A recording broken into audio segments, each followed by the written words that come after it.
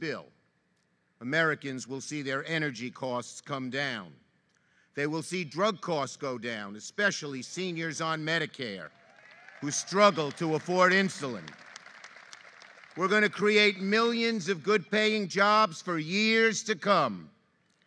And we will cut emissions by 40% by the end of the decade with the boldest clean energy package in American history.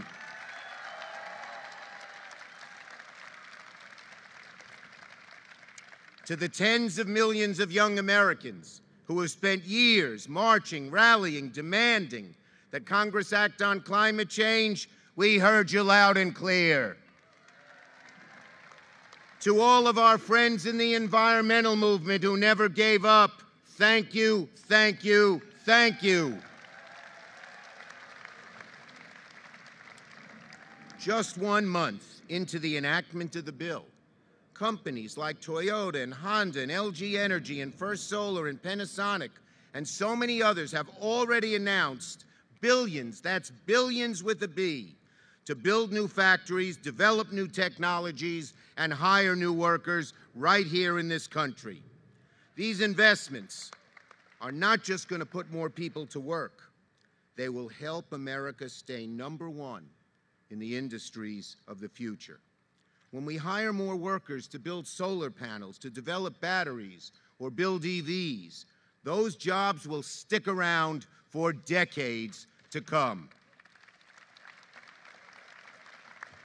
It'll make a world of difference for our economy compared to just a few decades ago, when too many jobs had a limited life here in America before being shipped overseas. But not these jobs, no. These new jobs are going to stick around for a long, long time and keep America #1 in these industries which are so crucial to the future of our globe. And to think, folks, with the challenges we face, not a single Republican joined us to make these new investments and new jobs possible. Not one. That's the difference between the two parties in a nutshell. While MAGA Republicans are fixated on their extremist agenda like a national abortion ban, Democrats are focused on creating jobs, lowering costs, and bringing the country together. You know, it's been a long time, frankly, since the American people have felt Washington's capable of doing big things to meet big challenges. Under former President Trump and MAGA Republicans, it was hard to blame them for feeling that way. But the story's very different under Democratic leadership. For years, the naysayers said we could never take on the big drug companies and lower prescription drug costs, but we did, and we won. They said we could never get tough on climate change, but we got it done. And they said we'd never close tax loopholes for the wealthy and make the rich pay their fair share, but we got all these things done in a single bill.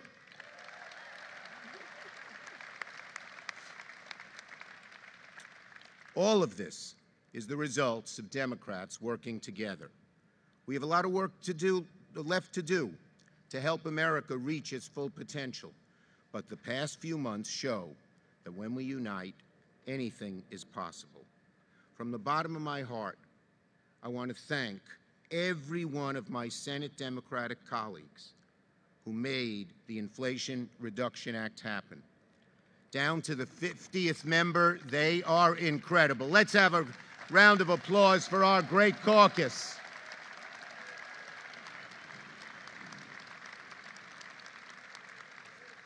In normal times, getting any one bill through the Senate is difficult.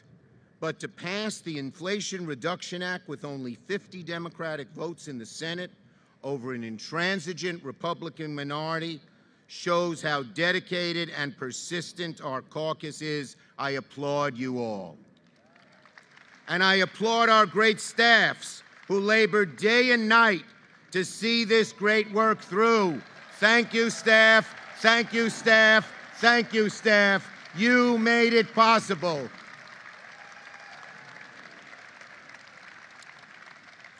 And of course, I want to thank Speaker Pelosi and every one of my House colleagues who worked to pass this bill.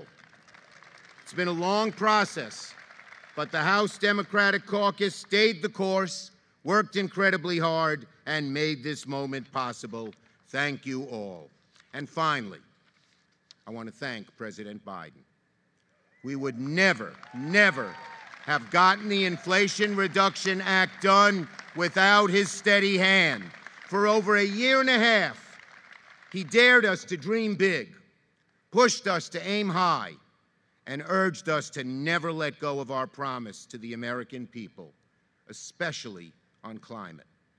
Like the rest of us, he persisted and persisted to push this bill over the finish line. He has restored dignity, respect, and a sense of action back to the Oval Office. So thank you, President Biden, for your incredible leadership. Americans are seeing what it looks like to have a president and a Congress that's focused on delivering results to make their lives better. Thank you for being here. Thanks for your tremendous work. On to future victories, everybody.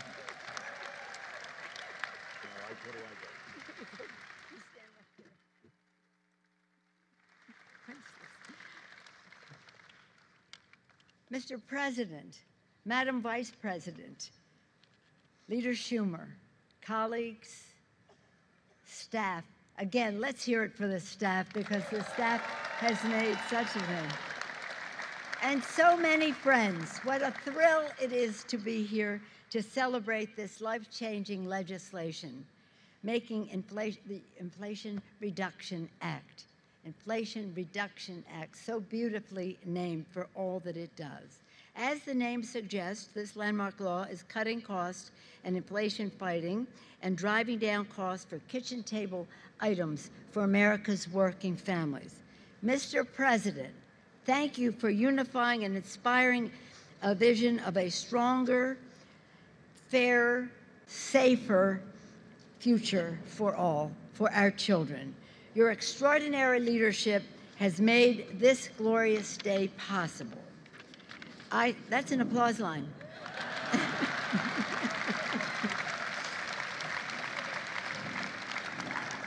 Jill was applauding. And let us salute Leader Schumer, his colleagues in the Senate, for their extraordinary leadership and the success in bringing this bill forward. That's an applause line. I join him in saluting his colleagues, and I salute mine. I associate myself with most of Chuck's remarks, except, are there any Californians in the House? Are there any House members in the House? I want to salute all of my colleagues, especially our chairs, for making this day possible. This achievement is a testament to our unity, our optimism, our persistence, along with the tireless efforts, again, of a devoted staff. You can do it again. And I want to join Leader Schumer in thanking our passionate advocates out there whose outside mobilization made a decisive difference. Whether it's our friends in the environmental movement, whether it's our friends in labor, whether they're young people who are insistent on this climate legislation, thank you. And today we'll hear from our VIP, Lovette Jacobs of IBEW, and she'll tell us that this law will make a direct, substantial difference in the lives of countless families. You'll hear from her shortly. When President Biden signed the Inflation Reduction Act, he not only made history, he made progress. When Congress passed this legislation, frankly, we jumped for joy. This is so exciting because of the transformative difference this law would make for America's working families. Lower health care costs, the authority of the HHS Secretary to negotiate for lower prescription drug costs, long sought for, finally achieved. And for our seniors on Medicare, we have a $2,000 cap on prescription drug costs. This is remarkable. $2,000 cost.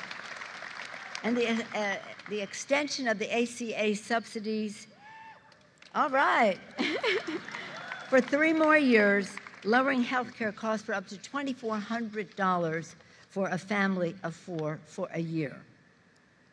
This is quite, this is lowering cost, and now we'll talk about bigger paychecks. The historic achievements to combat the climate crisis, to save the planet, are so remarkable.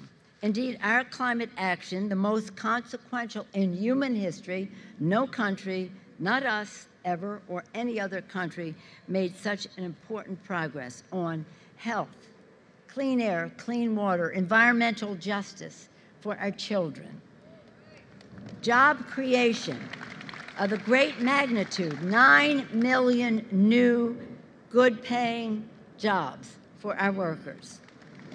And again, to keep us preeminent, as the leader said, preeminent, #1 in the world in new and green technologies.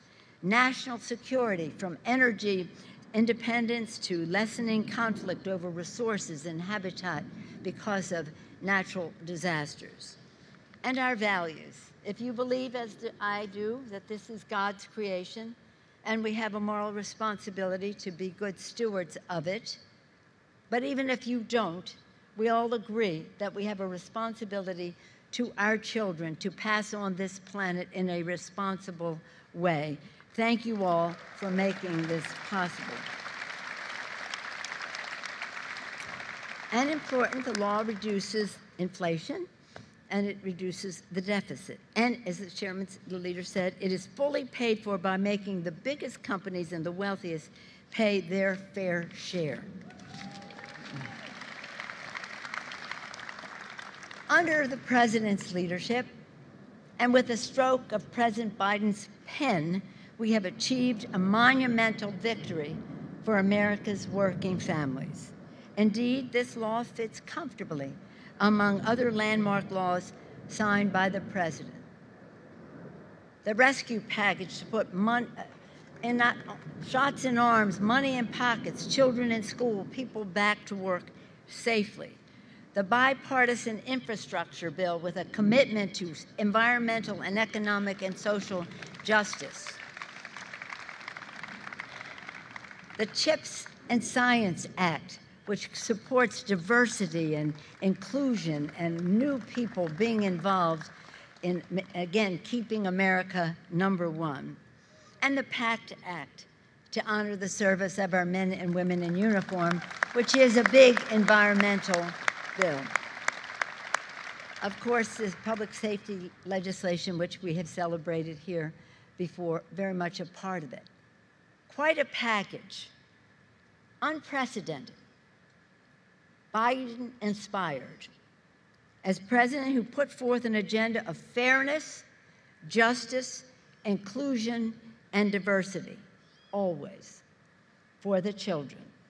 We made history, we made progress, and together we have put people over politics. Thank you, Mr. President. Thank all of you. God bless America, from sea to shining sea. Thank you. Oh, we leave it.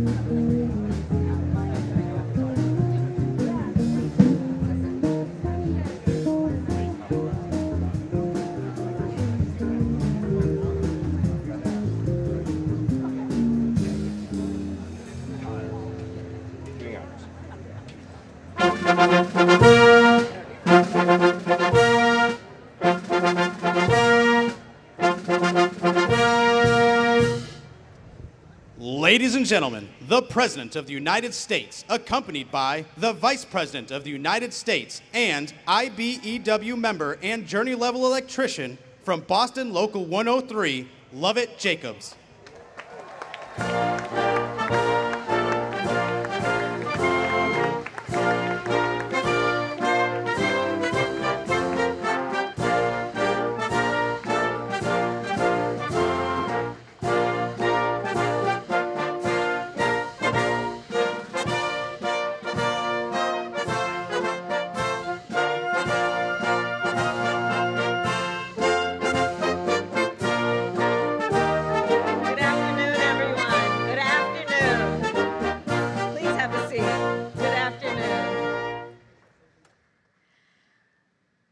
What a beautiful day. It is good to be with so many extraordinary American leaders and friends, and I thank you all. President Joe Biden, members of our cabinet, members of Congress, and my fellow Americans. When the President and I took office, we made a promise. In the face of profound crises, and after years of gridlock, we promised the American people action. We vowed to build an America in which every person, no matter where they start, has the opportunity to succeed and to thrive. Over the past year and a half, because of the leadership of President Biden, we are delivering on that promise. Mr. President, in the darkest days of the pandemic, you saw the tremendous challenges facing our nation, but you also saw the tremendous courage and resilience of the American people. And you knew if we gave folks a chance, America would come through this crisis stronger than ever. And we have. Today, Today, students are back in school.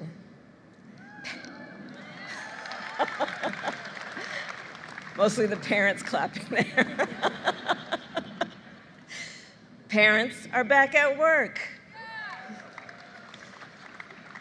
Small businesses are growing and thriving again. And for decades, leaders in Washington talked about rebuilding our nation's infrastructure. Well, we are doing it.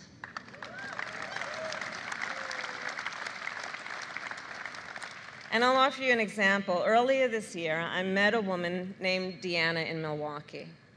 Her son, Aiden, had been hospitalized twice for lead exposure. The second time for 2 weeks, just for drinking water from the kitchen sink. No child should ever have to endure that. No parent should ever have to endure that. And that is why I am proud to say that we are on track to remove every lead pipe in America in 10 years.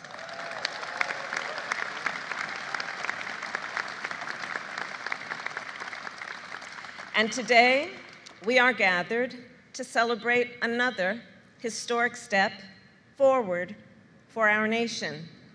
The Inflation Reduction Act will help millions of Americans build a better future for themselves and for those they love. In a moment, the President will speak about the many ways this law will benefit our nation. I'd like to focus on one. For my entire career, whether I was District Attorney of San Francisco, Attorney General of California, or a United States Senator, I've worked alongside so many of the advocates here and leaders to protect our communities from the climate crisis. And in that time, I have seen what we have all seen. For decades, our nation has failed to meet the climate crisis with the urgency it demands. However, today, because of you, members of Congress, state and local officials, labor leaders, climate activists, and community organizers, and because of our president, Joe Biden,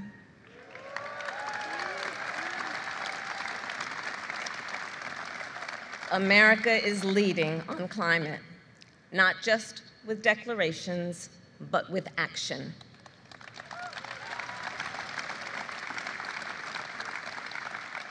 Mr. President, over the past year and a half, you have reminded us time and time again that there is no challenge too big for America.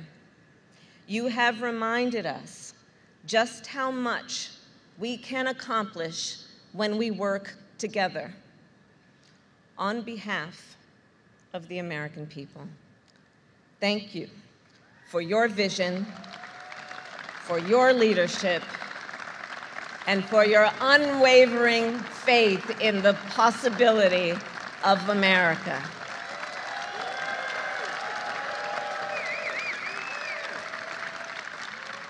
And it is now my honor to introduce a leader who is helping turn that possibility into reality, a proud union worker and fifth-year electrical apprentice at IBEW Local 103 in Boston, Lovette Jacobs.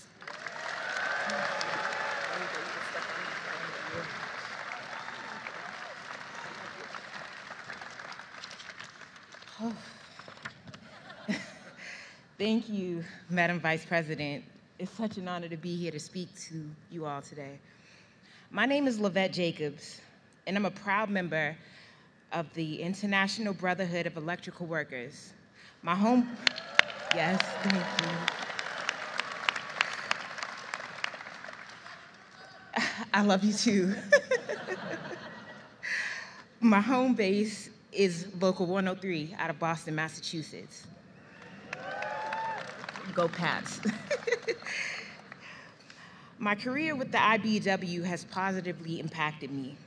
It's given me endless opportunities that have in turn changed my son and I's life for the better. Sorry. So, you can only imagine how big of an honor it is right now to introduce our next speaker, a true friend of the IBEW. As we all know, plenty of promises are made around election time. Sadly, many of those promises aren't kept, but not President Biden. In April of 2020, yeah, round of applause for that.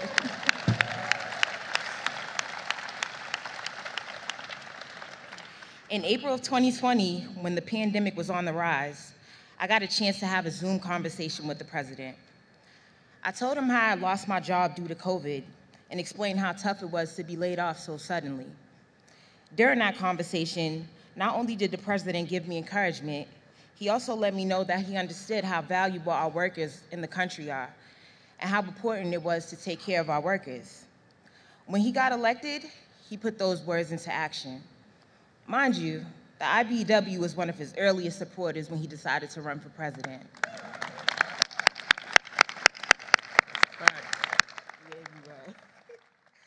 So believe me when I tell you, I remember those promises that he made.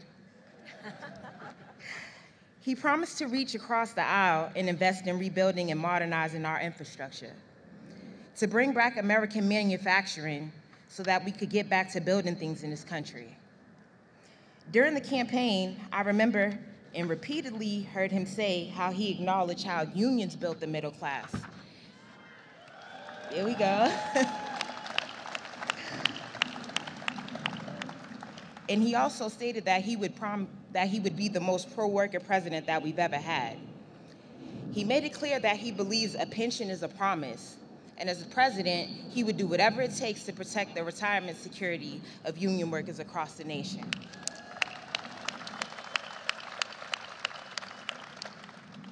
He also promised to be a jobs president by putting blue-collar America to work to rebuild our economy. 2 years later, I think we all can agree. Promises were made and promises were kept.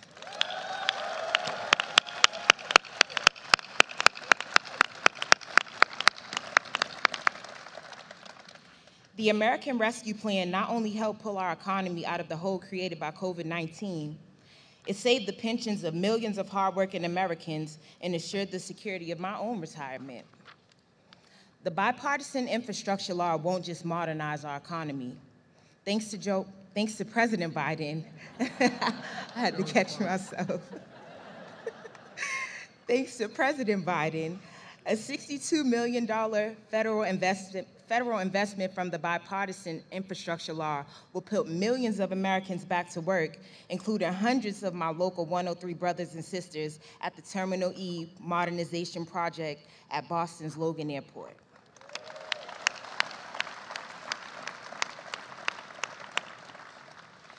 The CHIPS Act will make America a global leader in advanced manufacturing again, ensuring that semiconductors crucial to today's technology are made right here in the USA, not China.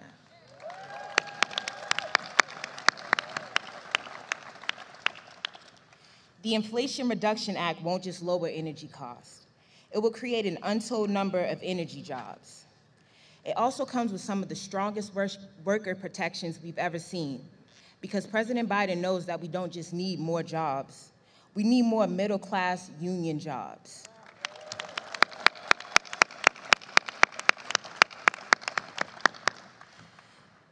Joe Biden kept his promises to working America, and for that, I'd like to say thank you.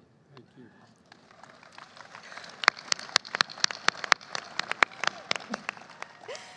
With that being said, I'm proud to introduce the greatest champion of American workers. Ladies and gentlemen, the 46th President of the United States, President Joe Biden. Great job. I'm impressed. I really am impressed. Good job. Love you. Good job. Thank you. Thank you.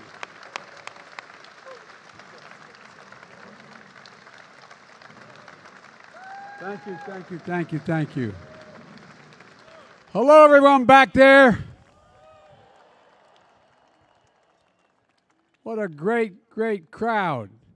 And I tell you what, if I thought I could have ever spoken as well as you did when I was your age, I'd have never thought of being president. No, really, thank you. Please have a seat. With your permission, I'm going to take my coat off. That doesn't mean I'm going to speak any longer. Folks, welcome to the White House, everybody. And thank you, Lavette, for this. This law is for you and for the millions of people like you, good, decent, hard-working Americans. And how about James Taylor, a voice that heals our soul and unites the nation, and a good friend. I don't know where, James is probably smart enough to be under the shade of the tree over there, or I've taken off. But James, thank you, thank you, thank you. And we're joined by many champions for the American people. The first one of my best champions, is the First Lady, Jill Biden. I thought she was teaching, but she's here. Vice President Harris, who's not only a great vice president, but become a great friend. And the second gentleman, as well as Speaker Pelosi, and Leader Schumer, and Joe Manchin. Joe, thanks for sticking with what you said you'd do. Appreciate it. And the committee chairs who worked for almost 2 years to make this law real. And all the House and Senate Democrats who stood together and never, ever, ever gave up. This couldn't have happened without every single one of you, and that's in the literal sense in the Senate. Every single one was required because the other team didn't want to play. And all our distinguished guests, CEOs, advocates, activists, thank you for joining us. And what a great day. Exactly 4 weeks ago today, I signed the Inflation Reduction Act into law, a single most important legislation passed in the Congress to combat inflation, and one of the most significant laws in our nation's history, in my view. I said it then, and I'll keep saying it. With this law, the American people won, and special interests lost. Say it again. The American people won, and special interests lost. Folks, we're going to lower prescription drug costs, lower health insurance costs, lower energy costs for millions of families. I'm going to take the most aggressive action ever to confront the climate crisis and increase our energy security, ever in the whole world. And that's not hyperbole, that's a fact. We're going to build a future, the future, here in the United States of America, with American workers, with American companies, with American-made products. And after years of some of the biggest corporations in the United States paying zero in federal income tax, they'll now have to begin to literally pay their fair share. Today offers proof that the soul of America is vibrant, the future of America is bright, and the promise of America is real. It is real. It is real. This is an extraordinary story being written today in America by this administration as I step all over my coat. Good thing my mom's not around. But look, you're an awful lot of brave allies out there in the Congress. You took a lot of heat, and by so many determined advocates and activists all across the country. And as I look out on this lawn, I see leaders who made the government of America begin to work again, work for the people, not special interests, for the people. Folks, look. Elected officials who stood up to the millions of dollars in attack ads from special interests, business leaders who were willing to endure the criticism of many of their colleagues, and so many people who fought for years to lower prescription drug prices and tackle the climate crisis. This is your victory. This is your victory, and that's a fact. And you deserve a huge round of applause. Give them applause, all these people who stood up, every one of them. And let's hear it for the workers in the labor unions, mayors and local officials, environmental activists, students and young people, advocates for senior citizens and families. This is what it looks like when the American government works for the people. When we tell the powerful interests, no, you're not going to get your way. This time, not this year, not this time, not now. I say to some of my colleagues who've been around a long, how long we've been fighting pharma, how long we've been taking on these interests. From the time I got to the Senate 720 years ago. I'm serious, think about it. Let's be honest. Passing this law wasn't easy. I proposed it as soon as I got here, basically. And I've said that day that I was determined to work with Republicans. And I've done that on historic laws like the infrastructure law. Republicans came across the aisle and they've worked with us. And we got it done. Over $1.2 billion to reshape this nation's infrastructure. The CHIPS and Science Act and the PACT Act for veterans and their families. In fact, I think it's fair to say we've achieved more bipartisan agreement in these nearly 2 years in my presidency than anyone thought was even remotely possible when I entered office. So I thank the Republicans who stood up. And I'm proud of it. It's been good for the country. But I believe Republicans could have and should have joined us on this bill as well. After all, this bill cut costs for families, help reduce inflation at the kitchen table, because that's what they look at, how much of their monthly bills and how much do they have to pay out for their necessities. And it gave them just a little more breathing room, as my dad would say. This bill will lower the deficit. This bill alone is going to lower the deficit by $300 billion over the next decade, because it's going to pay less for prescription drugs. And that's on top of the $350 billion we reduced the deficit my first year, $350 billion reduction. And for this fiscal year, $1.5 trillion reduction in the deficit. So I don't want to hear it anymore about big spending Democrats. We spend, but we pay. Ladies and gentlemen, the last guy had this job, well, let me put it this way. This bill finally delivers on a promise that I've made to the American people for decades. but Republicans choose not to join us. In the end, every single Republican voted against this historic law. So it fell to the Democrats to meet this moment and deliver for the American people. And that's exactly what we did. We pay more for our prescription drugs than any developed nation in the world. Let me say that again.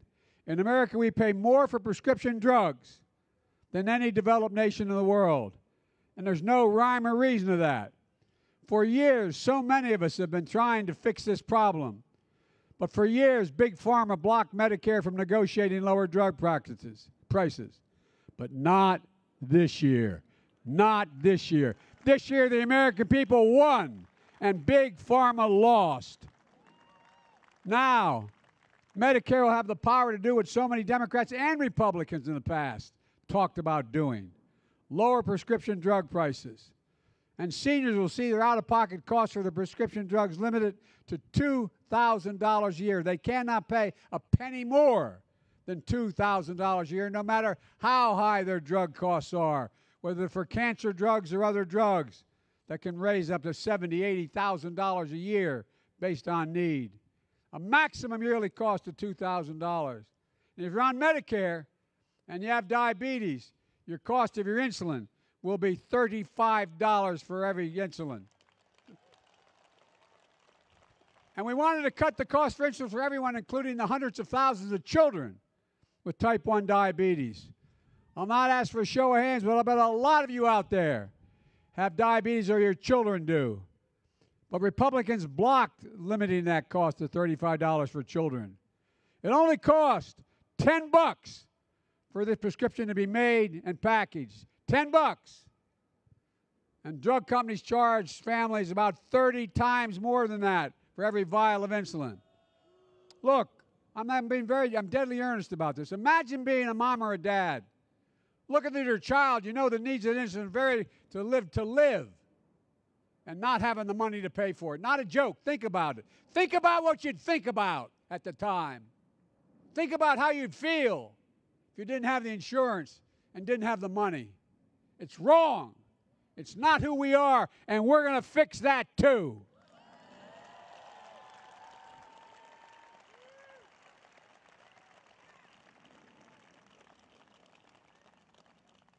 We're going to come back at it and lower the cost of life-saving insulin for children and families as well.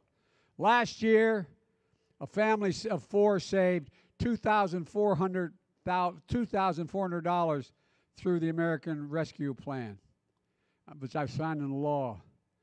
And this new law also locks in place the one we passed a month ago, the one we're here for today. It's going to lower health care premium costs for families and get their coverage under the Affordable Care Act by about $800 a year. Folks, for decades, climate deniers have blocked any meaningful progress and delaying and just pretended there wasn't a climate crisis. I remember back in 1989, I introduced the legislation about climate. No one wanted to hear it. I mean, no, not many wanted to hear it. But guess what? This year, nobody can deny there's a crisis. I have flown in a helicopter with governors of 5 states over this last year over the fires and the burning tundra, the burning forest. And guess what? More land, Gov, has been destroyed in the United States of America than the entire your state of New Jersey from top to bottom. That's how much land has been wiped out. And we have drought. The Colorado River is becoming a stream. So much is happening that nobody can doubt. Nobody can any longer doubt that the climate crisis is real, and we're beginning to respond to it. But folks, nobody ever in history, nobody this year, the American people won, the climate deniers lost, and the Inflation Reduction Act takes the most aggressive action to combat climate, as the speaker said, ever. Over $360 billion. Folks, it offers working families thousands of dollars in energy savings with tax credits and rebates to buy new and efficient appliances. weatherize their homes, saving hundreds of dollars a year because they're not going to have the heat seeking out through the windows or doors or the air conditioning. It provides tax credits for purchasing heat pumps, rooftop solar, electric stoves and ovens, and so much more. It gives a tax credit up to $7,500 to buy a new electric vehicle or a fuel cell vehicle made in America. And for the first time, you can get a tax credit if you buy a used electric vehicle. American automobile companies and American labor are committing billions of dollars and a great deal of hard work and ingenuity to make electric vehicles and batteries. Because of the infrastructure law, we're going to have 500,000 electric charging stations on our highways across America installed by the IBEW. And they're all going to be made in America. This law will create good-paying union jobs, increase energy security. By the way, I keep talking about union jobs. I'm not anti-business. I'm a capitalist. But here's the deal. The reason I push everyone to use union labor is because they're the most skilled labor in the world. The end of the day, let's hear this out for real. The end of the day, you pay a little more to get the best, but it lasts a lot longer, it's a lot more certain, and it does things that nobody else can do. And by the way, when I hear people say, Biden, you're talking about union, and what about all these people go to college? Guess what? Try being a IBEW member that introduced me. 5 years of apprenticeship. 5 years, like going back to college plus a year. 5 years. You're getting paid, but you're not getting paid a regular salary. It takes 5 years to qualify. So folks, let's give them credit for what they deserve. They're not only good at what they do, they work like hell to get to be able to do what they do. Look, and this legislation is going to help us triple wind power, unleash American manufacturing to own the global market on electric vehicles. We're going to fight the environmental justice and create clean energy jobs and apprenticeships in frontline, fence-line communities that have been smothered by the legacy pollution. Tommy, Senator Carper, I was going around today meeting a lot of people out here inside. And one woman said, I'm from Delaware. Remember Route 9? Tommy don't know what Route 9 is about. It's one of those fence-line communities where all of the pollution, all those factories. I grew up in a little town called Claymont, Delaware when I was a kid. And it's right on the Pennsylvania state line. We're the largest refineries in the world. More refineries and in that area than anywhere, including Houston at the time. Mom would drive me to school going to 3rd grade at Holy Rosary. She'd turn on, when there was a frost on the window, literally, you'd turn on the windshield wiper and there'd be an oil slick in the window. That's why we had the highest cancer rates of any state in the nation for a long time. Folks, they're the people under my leadership who are going to get help first. They're going to be the people helped first.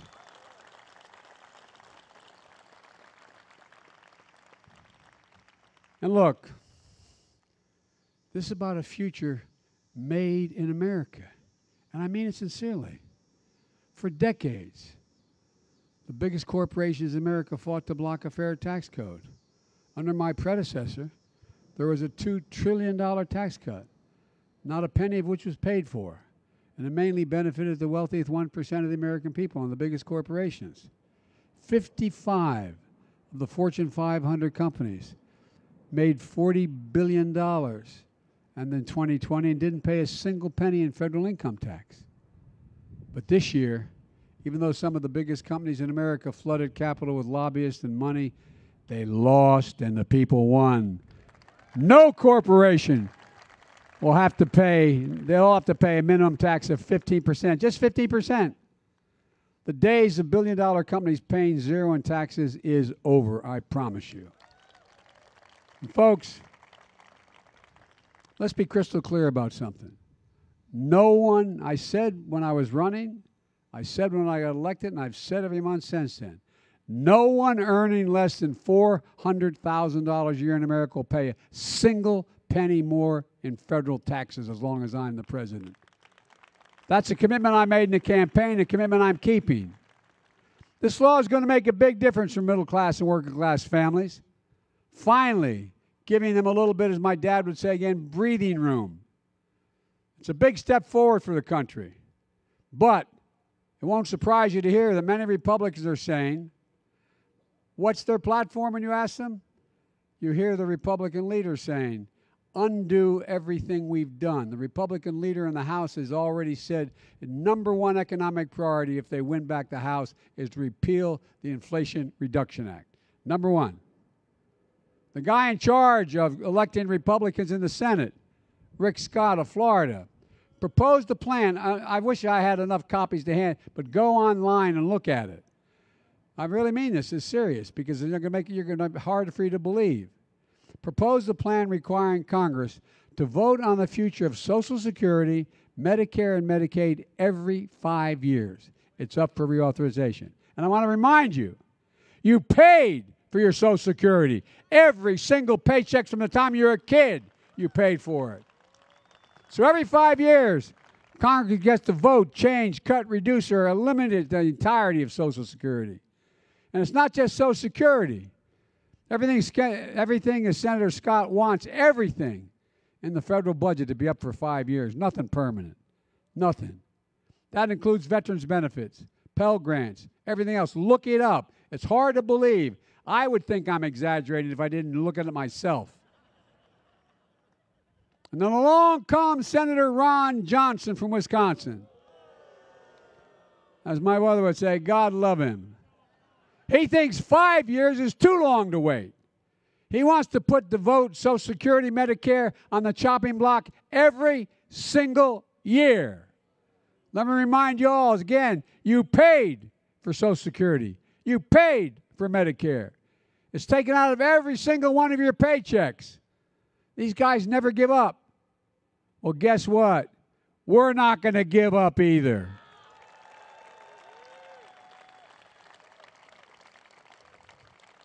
We're often told there's nothing to get done in Washington. Too often, we confuse noise with substance. Too often, we confuse setbacks with defeat. Too often, we hand the biggest microphones to the critics and cynics who delight in declaring failure, while those committed to making real progress do the hard work of governing. Making progress in every country as big and complicated as ours is difficult. It is not easy. And it never has been. But I know with conviction, commitment, and patience, progress does come, and it's coming now. And when it does come, people's lives are better off. All people. The future becomes brighter. The nation is transformed. Look what we already accomplished together. The historic American Rescue Plan has taken us from economic crisis to economic resurgence. Jobs are up. People are back to work. Since we came to office, we've created nearly 10 million jobs, a record for any presidency up to this point. 3.7% unemployment, nearly a 50-year low in this country. More small business created than any time before in our history. And American manufacture is coming back. 6,680 manufacturing. Where's it written that says America can't lead in manufacturing? Where is that written? And guess what? For all the criticism I got and the help you gave me for gas prices, they're down more than $1.30 a gallon since the start of the summer. We're making progress. We're getting other prices down as well. But we have more to do, but we're getting there. We passed the once-in-a-generation infrastructure law that's going to modernize America's roads, bridges, ports, airports, deliver clean water, high-speed internet to every community, eliminate every lead pipe over the next 10 years, go in every home, in every school. Look, I signed the first meaningful gun safety law in nearly 30 years. You did it. I signed it. But guess what? I'm not stopping here. We are going to ban assault weapons. There is no godly reason for them. We just passed one of the most significant veterans health care pacts in a decade, the PACT Act, providing veterans and their families who lived exposed in the area in Afghanistan, Iraq, and other places, exposed to burn pits, 8, 10 feet deep, size of football field, with everything from jet fuel to other pollutants to sometimes human bodies in that pile, breathing it day in and day out. And so many coming home with cancer, so many not coming home. We made a sacred commitment. I made one and you all did too. That whoever we send into harm's way, we give them all they need to do the job when they're there.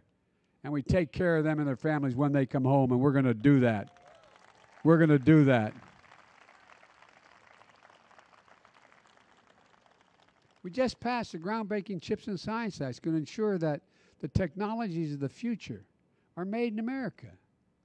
At least 10,000 jobs. These are good paying jobs, by the way. Decent jobs. And what we're talking about here, you know, it used to be, I know my colleagues are tired of hearing me saying it, but we used to invest almost 2% of our entire GDP 30 years ago or longer in research and development in America. That's why we led the world. Now we're doing about 0.7%. We used to be number 1, now we're number 9. China used to be number 8, now they're number 2. And the rest of the world is coming up. And now the Inflation Reduction Act. All this progress was declared a failure before it was a success when we introduced it. We didn't give up, though. We kept at it. We had a vision, a plan, and we stuck to it. And the result is we're getting the job done for the American people, and we're just getting started. Together, we'll champion investments that lift all American working families, provide for the future for our kids. I know it's been a hard few years in this country. The challenges we face are among the most difficult in history. But I have to tell you, as I stand here today, and a lot of you know me well, I am more optimistic than I've ever been in my entire life about America's future. We just have to remember who we are. We are the United States of America. There is nothing we've ever set our mind to, nothing that we've not been able to accomplish. Nothing beyond our capacity. And so just remember who we are. We stand together. There's nothing beyond our capacity. May God bless you all, and may God protect our troops. Thank you, thank you, thank you.